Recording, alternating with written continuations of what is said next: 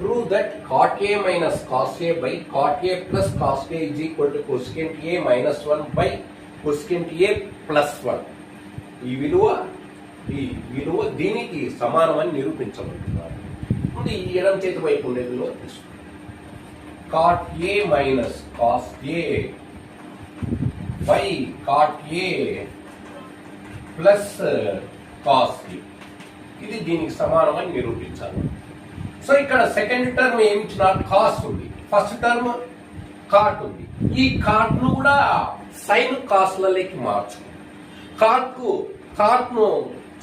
కు సైన్ కాస్లలో ఫార్ములా ఏంది? Cot A is equal to cos A by sine A. Cot A is equal to cos A by sine A. Cot A బదులు ఇది formula, ఇది రావాలి.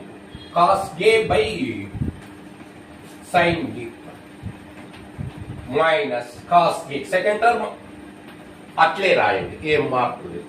By same denominator లో కూడా cot ను అదే formula, cos A by sine A minus second term plus cos A. Second term అట్లే ఉంది.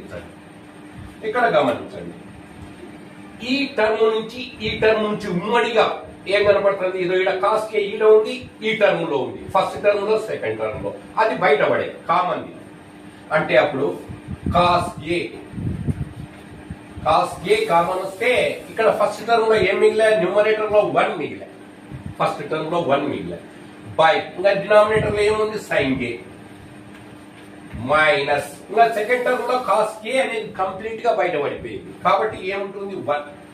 మళ్ళీ మల్టిప్లై చేసి చూడు, cos A into 1 cos A by sine K minus cos A into 1 cos K. ఇదే వస్తుంది.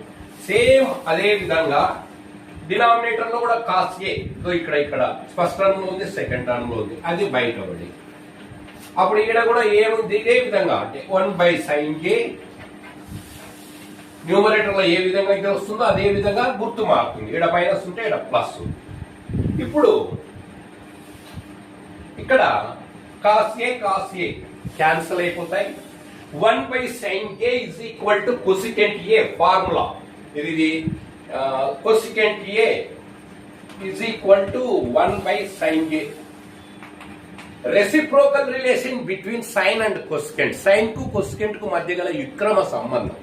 కాబట్టి cosecant A is equal to 1 by sine A. కాబట్టి 1 by sine ఏ బదులు మనం ఇక్కడ ఈ రెండు క్యాన్సిల్ అయిపోయినాయి. 1 బై సైన్ ఏ బదులు